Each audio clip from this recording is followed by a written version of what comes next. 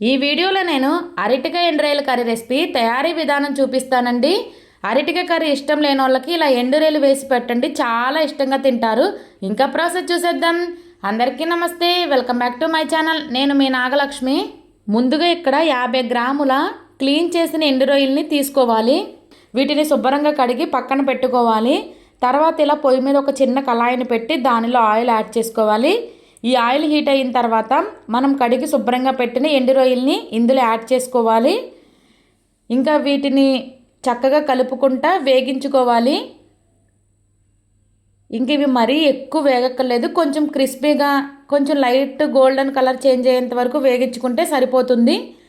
ఇక్కడ వీడియోలో చూపించిన విధంగా ఇలా వేగిన తర్వాత వీటిని తీసి పక్కన పెట్టేసుకోవాలి ఒక బౌల్లోకి.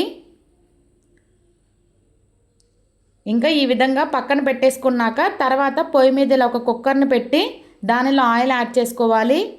ఈ ఆయిల్ హీట్ అయిన తర్వాత దీనిలో పెద్దదైతే ఆనియన్ ఒకటి, చిన్నవైతే 2 తీసుకోవాలి. అలానే 2 పచ్చిమిర్చిని ఈ విధంగా ముక్కలుగా కట్ చేసి యాడ్ చేసుకోవాలి. అలానే కొద్దిగా కరివేపాకుని యాడ్ చేసుకోవాలి. అలానే రుచికి సరిపడినంత సాల్టు, అలానే చిటికెడు పసుపుని యాడ్ చేసుకొని వీటన్నిటిని చక్కగా కలుపుకొని వేగించుకోవాలి. ఇంక ఇక్కడ ఈ ఆనియన్స్ వేగుతూ ఉంటాయి. ఈలోపు అరటికాయలని ముక్కలుగా కోసి పక్కన పెట్టుకుందాము. ఈ కోసిన ముక్కలు నల్లగా చేంజ్ అవ్వకుండా ఉండాలంటే వాటర్లో ఉప్పు వేసి ముక్కల్ని అందులో పెట్టుకుంటే ఇవి కలర్ చేంజ్ అవ్వకుండా ఉంటాయి. ఈ టిప్పుని ఫాలో అవ్వండి. ఇంక ఇక్కడ ఆనియన్స్ చక్కగా వేగిపోయాయి. ఇంక ఇప్పుడు ఇందులో 1 టేబుల్ స్పూన్ వరకు అల్లం వెల్లుల్లి పేస్ట్ని యాడ్ చేసుకోవాలి. ఈ అల్లం వెల్లుల్లి పేస్ట్ అనేది చక్కగా కలుపుకొని పచ్చివాసన పోయేంత వరకు వేగించుకోవాలి. ఇంకా చక్కగా ఇక్కడ అల్లం వెల్లుల్లి పేస్ట్ కూడా వేగిపోయింది. ఇంకా ఇప్పుడు ఈ స్టేజ్లో మనం ఉప్పు వాటర్లో పెట్టుకున్న అరటికాయ ముక్కల్ని ఇందులో యాడ్ చేసేసుకోవాలి, వాటర్ ఏమీ లేకుండా. ఇంకా వీటిని చక్కగా కలుపుకోవాలి మొత్తం కలిసేటట్టు. ఇంకా కలుపుకొని ఒక 2 మినిట్స్ అలా వేగనివ్వాలి.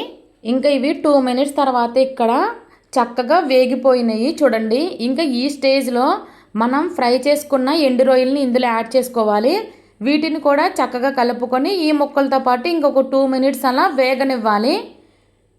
ఇంకా ఇవి ఒక 2 మినిట్స్ అలా వేగిపోయాయి. ఇప్పుడు చక్కగా మగ్గిపోయినాయి అరటికాయలు, ఎండు రొయ్యలు. ఇప్పుడు ఈ స్టేజ్లో రుచికి సరిపడినంత కారాన్ని యాడ్ చేసుకోవాలి.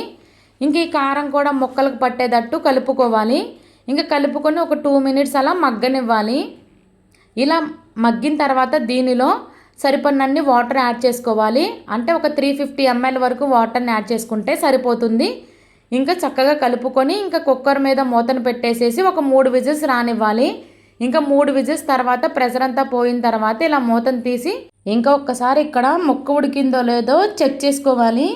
ఇక్కడ ముక్క అనేది చక్కగా ఉడికిపోయింది. అరటికాయ అనేది త్వరగానే ఉడికిపోతుంది, మరీ ఎక్కువ విజిల్స్ వేయవసరం లేదు. ఇంకా స్టవ్ ఆన్ చేసేసి దీనిని ఉడికించుకోవాలి. ఇది ఉడుకుతూ ఉన్నప్పుడు 1/2 టేబుల్ స్పూను డ్రై రోస్ట్ చేసిన ధనియాల జీలకర్ర పొడిని యాడ్ చేసుకోవాలి. ఇంకా ఇందులో ఉన్న వాటరు దగ్గరగా అవ్వడానికి ఒక 3 to 4 మినిట్స్ అలా పడుతుంది. ఇంకా దీన్ని చక్కగా కలుపుకొని ఉడికించుకుంటూ ఉండాలి. ఇంక ఇది ఇలా ఉడుకుతున్నప్పుడు ఈ స్టేజ్లో ఒక్కసారి సాల్ట్, కారం సరిపోయిందో లేదో చెక్ చేసుకోవాలి. ఇక్కడ నాకు కొంచెం సాల్ట్ తగ్గిందని నేను యాడ్ చేస్తున్నాను.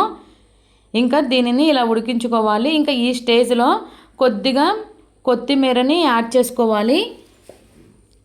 ఇంకా ఈ కొత్తిమీరని యాడ్ చేసుకొని ఒక 2 మినిట్స్ ఇంకా ఉడికిన తర్వాత ఇంకా ఈ స్టేజ్లో స్టవ్ను ఆఫ్ చేసేసుకోవాలి. అంతేనండి, టేస్టీ అరటికాయ ఎండ్రాయల కర్రీ రెసిపీ రెడీ.